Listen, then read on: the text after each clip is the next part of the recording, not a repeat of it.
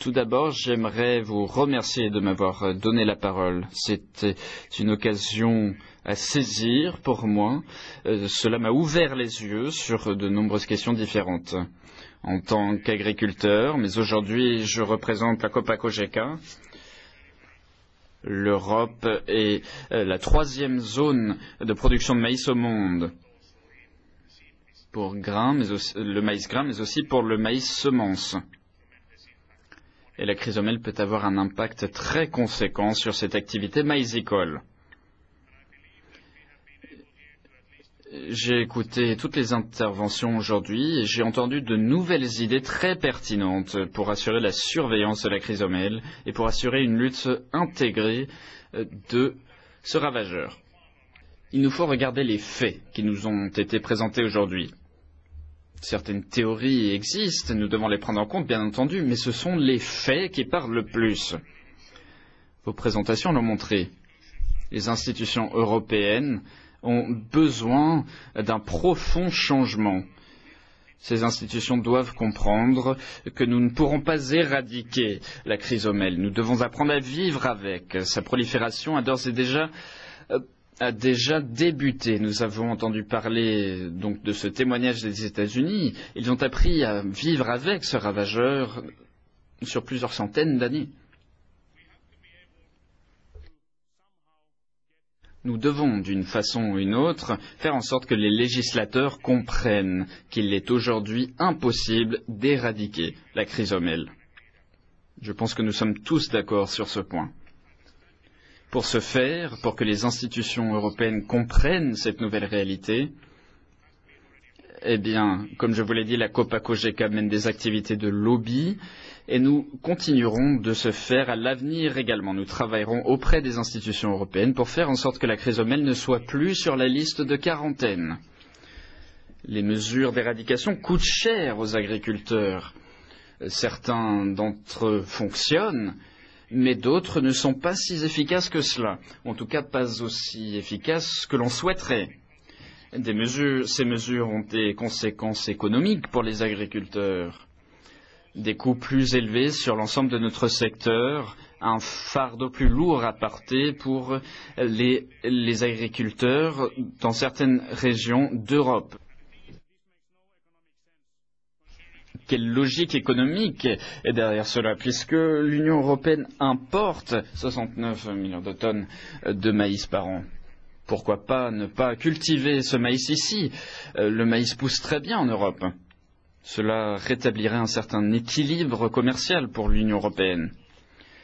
Au niveau de l'Union, au niveau des États membres, certains sont rétifs à enlever la chrysomèle de la liste de quarantaine. On en a tous connaissance de cet état de fait. Certains ont peur que nous utiliserons trop de certains produits. Certains ont peur que la chrysomèle ira infester certaines régions trop rapidement, donc d'une prolifération trop rapide dans certaines régions d'Europe. Ces craintes sont très répandues, mais néanmoins, avec certaines meilleures pratiques, je suis sûr que nous pourrions contrer donc ces craintes et cette prolifération possible.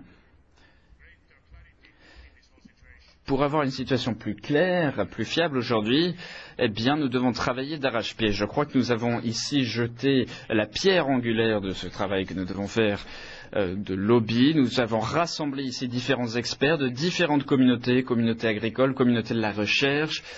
D'autres communautés également sont présents. J'aurais aimé voir davantage de législateurs présents. Certains d'entre eux devraient participer à cette discussion. Cela me semble essentiel. La production maïsicole est tout à fait possible en Europe, malgré la chrysomèle. Nous le savons, nous avons vu le cas des États-Unis. C'est pour cela qu'il était essentiel pour nous, à la Copa-Cogeca, d'être présents aujourd'hui.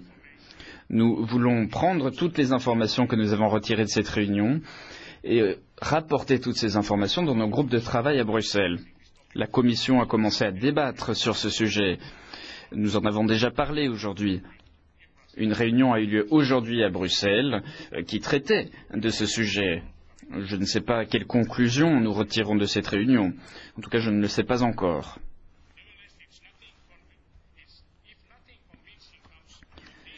Néanmoins, si ces discussions n'aboutissent pas à une conclusion convaincante, eh bien, je suggère que nous devrions inciter la DG Agri de mettre en place un groupe de réflexion qui pourrait élaborer différents outils pour mettre en œuvre des meilleures pratiques, puisque c'est bien de cela que nous avons besoin, de meilleures pratiques en matière de lutte contre la chrysomèle. Nous en avons besoin jusqu'au niveau de chaque exploitation individuelle, puisque c'est au niveau des exploitations que la chrysomèle prolifère. Nous devons faire en sorte que les autorités nationales aient davantage conscience du problème. Nous devons vulgariser certaines techniques, rendre en sorte que ces techniques soient mieux acceptées par l'opinion publique. Et nous avons entendu parler de différents exemples aujourd'hui de ce que vous faites pour populariser ces techniques. Dans certains pays, même si la chrysomèle n'est pas encore présente, eh bien peut-être que le principe de précaution s'applique. Peut-être pourriez-vous tout de même apprendre de ce qui se fait dans ces pays où la chrysomèle est déjà présente. Enfin, je suggère que nous organisions plusieurs réunions conjointes avec la Commission, avec les services partenariats public-privé, donc sur les résultats très intéressants de notre réunion d'aujourd'hui. Nous devons nous unir et travailler ensemble. Et je pense qu'ensemble, nous pourrions faire la différence. Nous devons nous rapprocher de nos législateurs, nous rapprocher de la Commission, faire en sorte qu'ils entendent ce que nous avons à dire dans le cadre d'une discussion ouverte. Je vais rencontrer donc le cabinet de M. Scholler de la Commission bientôt au cours de l'année. Et avec la COPA COGECA, nous verrons ce que nous pouvons faire pour ouvrir ces discussions. Espérons que lors de notre prochaine réunion, nous aurons davantage de mains libres, disons, pour que nous puissions discuter des meilleures pratiques pour faire en sorte que les agriculteurs ont les meilleurs outils possibles et imaginables pour lutter contre la chrysomèle. Merci beaucoup de votre attention.